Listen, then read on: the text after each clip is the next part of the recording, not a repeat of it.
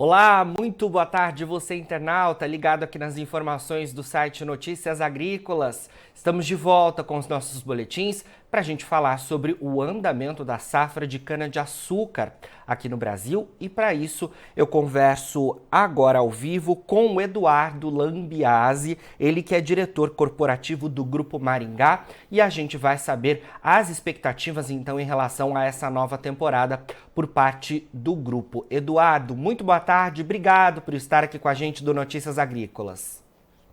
Olá, Jonathan. Eu é que agradeço mais uma vez o convite, né, desse canal tão importante e estou aqui à disposição para falar um pouquinho sobre a nova safra. Muito bom, Eduardo. Vamos lá então. Vou querer começar sabendo as expectativas para essa nova temporada que começou aí neste mês de abril, né? A gente já tem aí alguns dias do início oficial da temporada no centro-sul do país e eu queria que você falasse quais são as expectativas do Grupo Maringá em relação a essa nova temporada. Muito bem.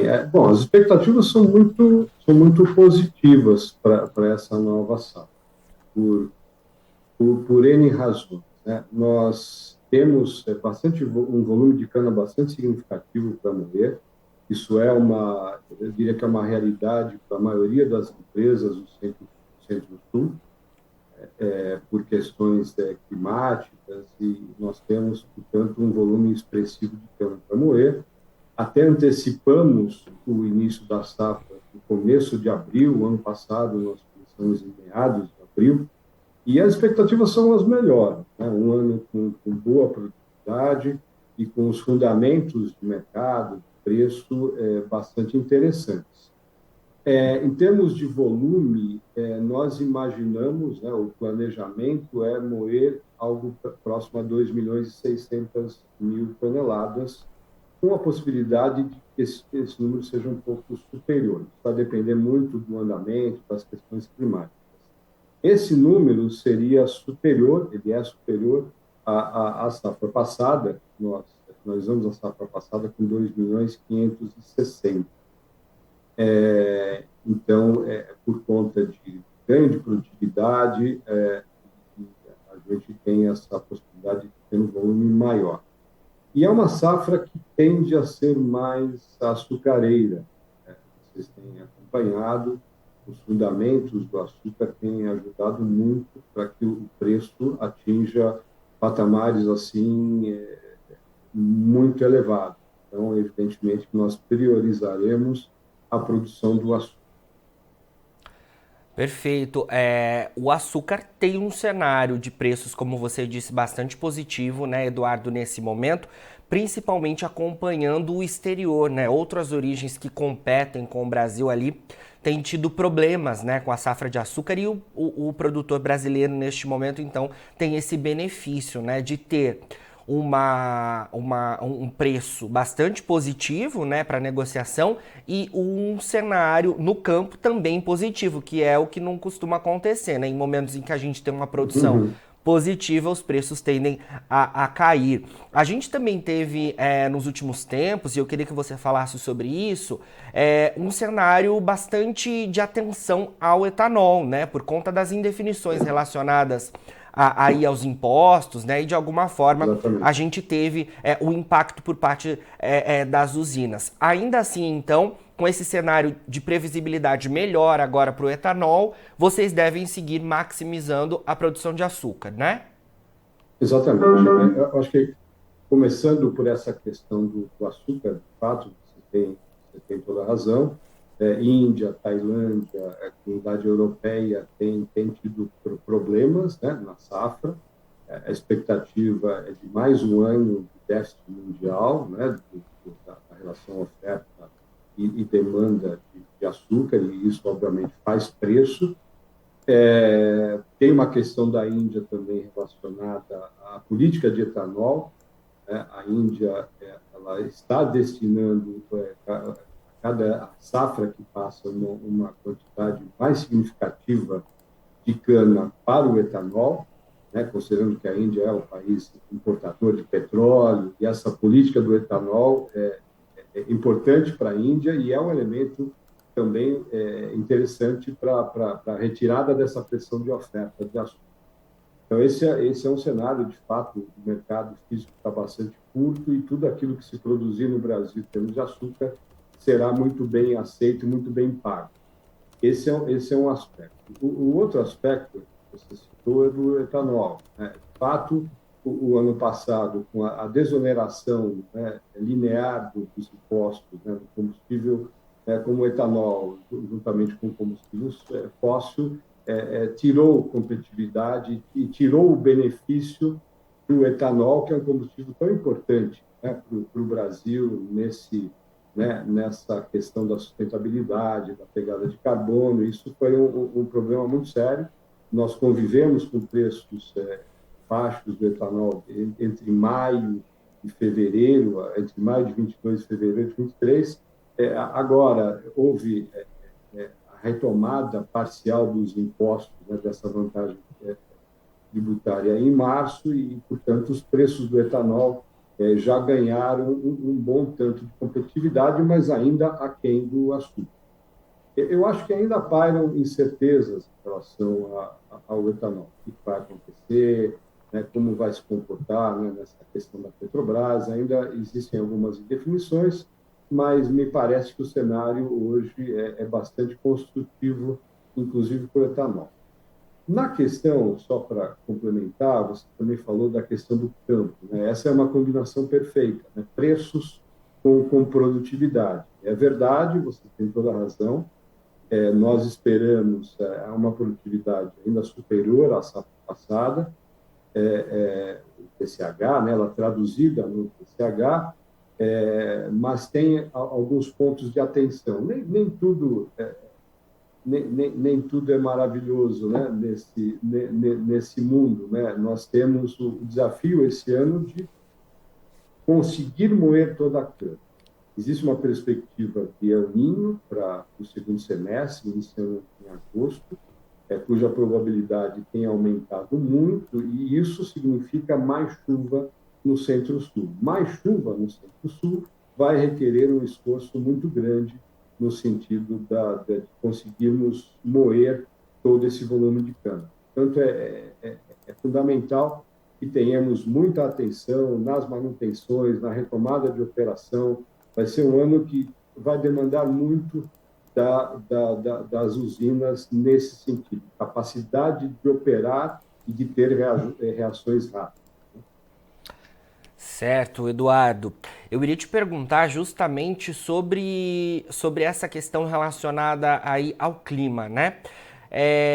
Queria saber como é que tá o cenário por aí, porque eu tenho ouvido de algumas pessoas que muitas usinas não estão conseguindo ainda, apesar de dar início à colheita, acelerar esses trabalhos e iniciar mais fortemente a moagem por conta desse tempo mais úmido nesses últimos dias. Eu queria que você atualizasse isso para a gente. E um outro ponto relacionado ainda ao clima é se essa previsão de vocês de moagem de 2,6 milhões de toneladas pode ainda sofrer alguma alteração à frente, a depender das condições climáticas. Veja, como eu citei, né, anteriormente, que nós iniciamos antes a moagem, muitas usinas o fizeram, até em março, algumas iniciaram em março, mas o final de março e principalmente a segunda quinzena de março foi uma segunda quinzena muito chuvosa, então não adiantou muito antecipar a safra, porque choveu e acabou não sendo possível moer. Abril está sendo um mês, digamos, bastante razoável de moagem. Está dando para acelerar a safra. Agora, tem uma questão climática, né? A cana ela precisa amadurecer, precisa vir o frio. Então, assim, nesse momento, maximizar o açúcar é um desafio muito grande, né? Porque o açúcar depende de cana mais rica. Então, acho que tem uma questão de mix, que é um desafio, tem uma questão de engrenar a moagem. Eu acho que em abril acho que esse movimento, na segunda quinzena, acho que ele já está começando a se acentuar, o movimento, digamos, de aceleração da moagem. Com relação a esses 2 milhões e 600 expectativa, de plano de moagem, eu diria que a cana existe e ele é um plano bastante factível.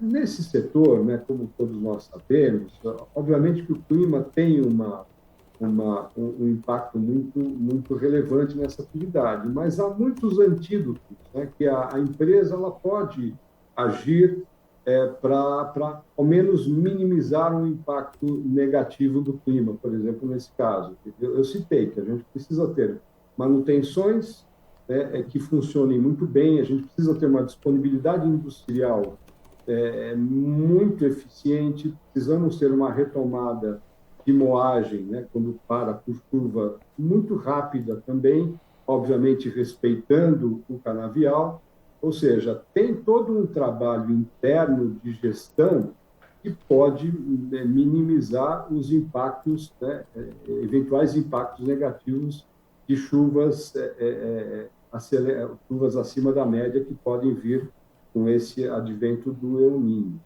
Portanto, eu diria que, obviamente, pode mudar, podemos, né, não conseguirmos essa cana, mas, a princípio, eu acho que é bem factível. E tem um último artifício, que é estender um pouco o período da moagem. A moagem, a princípio, ela é prevista até 30 de novembro, mas nada impede que nós estendamos esse período até meados de dezembro, ou até 20 de dezembro. Isso também é um artifício que pode funcionar e, se for necessário, nós abriremos mão desse artifício também. Eduardo, vocês aí na usina Jacarezinho, vocês tiveram um resultado de TCH bastante positivo já na temporada 2022-23. Eu queria que você falasse um pouco sobre isso e se esse cenário está ligado também aos investimentos que vocês têm feito, segundo eu pesquisei, na verticalização do canavial, né, que é aquele aumento da produção sem acréscimo de área colhida, né? Comenta um pouco para a gente sobre essas ações de vocês por aí. Perfeito. Quando disse abriremos mão, nós lançaremos mão, né? Isso. Utilizaremos essa prerrogativa de estender a safra. Com relação ao TCH, de fato, uma questão fundamental, pode ser óbvia, mas o óbvio muitas vezes tem que ser percebido, é a questão de produtividade. As áreas, existe a concorrência de áreas com outras culturas, existe o desafio, né, e até monetário, é muito caro, né, você estender a área física do plantio da cana é algo bastante desafiador. Uma saída importante, e eu diria que fundamental, é você ter um plano nesse sentido, da verticalização do canavial. Isso se dá por meio de investimentos, nós, de fato, fizemos investimentos vigorosos para complemento nutricional, para uso de adubação organomineral, mas também há em tecnologia, todo o processo de plantio com GPS, colheita com GPS, tudo aquilo que se faz necessário para evitar a compactação do canavial, nós temos feito. Além disso, você ter um bom planejamento de colheita, você ter as variedades adequadas para cada solo, você ter a adubação adequada para cada solo, tudo isso compõe um conjunto de ações visando o aumento da produtividade. Ter mais com menos, ter mais cana com menos área. Eu diria que nós, esse ano, a nossa expectativa é fechar com 91 de TCH. Eu diria que com esse nível de TCH, eu acho que é bastante... nos dá assim, uma possibilidade muito grande de ter uma rentabilidade adequada para esse negócio. Mas nós queremos mais, né? Os 3 dígitos é algo que nós perseguimos com bastante vigor. Muito bom, Eduardo. Para a gente finalizar, eu queria avançar também em um outro investimento aí de vocês, que está relacionado ao uso, né, dos produtos oriundos dos resíduos da atividade sucroalcooleira, né? e vocês vão iniciar nesta temporada a produção de leveduras. E a produção de leveduras, ela também, à frente, né, segundo eu pesquisei, é um subproduto ali orgânico da fermentação do etanol e ela pode ser utilizada, inclusive, na alimentação animal, para pecuária, para avicultura, para aquicultura, que são setores fortes aí da região sul do país também. Eu queria que você falasse sobre esse investimento importante de vocês. É isso mesmo, João. Mas esse eu acho que por trás disso existe um conceito. A cada dia mais, né, a cana muitas vezes ela é comparada com outras culturas e no sentido negativo, né? Nós evoluímos muito na soja, no milho, né? Na produtividade dessas outras culturas, e isso pode complicar até a competição por solo e tal. Tem toda essa narrativa, eu entendo, isso faz sentido, porém, a cana ela tem um valor energético que é brutal. Nós podemos fazer muitas coisas com a cana. E a estratégia, muitas vezes, não é expandir volume de cana, e sim, além de ganhar produtividade, como eu citei anteriormente, é fazer mais com a cana. A levedura é um exemplo disso, né? Nós temos cogeração de energia, nós já exportamos energia, nós estamos investindo para triplicar a exportação de energia a partir de 2024, e como você disse, nós investimos na planta de levedura, que é a sangria do fermento. Tudo isso vem da cana, é fazer mais com a cana.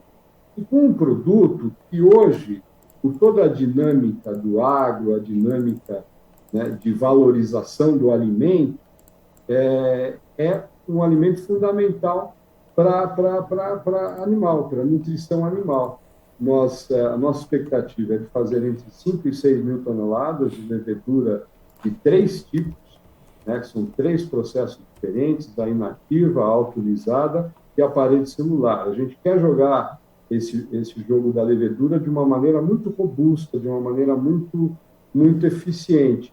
E nós, como nós fazemos o açúcar branco, que é um alimento, nós já temos uma cultura de alimento, uma cultura de qualidade de processo voltado à produção alimentar, que é útil também para a produção da levedura. A gente está com uma boa expectativa, sim, com a produção da levedura para essa safra. Muito bom, Eduardo. Excelentes iniciativas por aí, parabéns para vocês e obrigado pela sua entrevista. A gente seguirá aí conversando ao longo desta safra, que está só no comecinho, a gente vai atualizando todas as informações, né? Tá certo, tá certo. Muito obrigado mais uma vez, Jonas, pelo espaço, né, pelo que vocês sempre nos dão, e agradeço mais uma vez. Um grande abraço. Nós é que agradecemos. Conversamos aí com Eduardo Lambiase, que é diretor corporativo do Grupo Maringá, a gente falando então sobre as expectativas da usina Jacarezinho em relação à temporada 2023-24 de cana-de-açúcar. Agora, na finalização do nosso boletim, você encontra os perfis das nossas redes sociais. Siga a gente por lá para se manter atualizado sobre todas as informações do agronegócio brasileiro. A gente fica por aqui, mas daqui a pouquinho tem mais boletins ao vivo. Fica por aí, a gente se vê.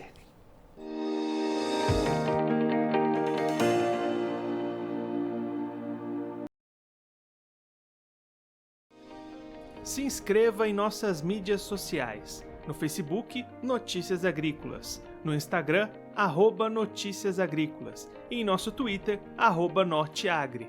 E para não perder nenhum vídeo, não se esqueça de nos acompanhar no YouTube e na Twitch, Notícias Agrícolas Oficial.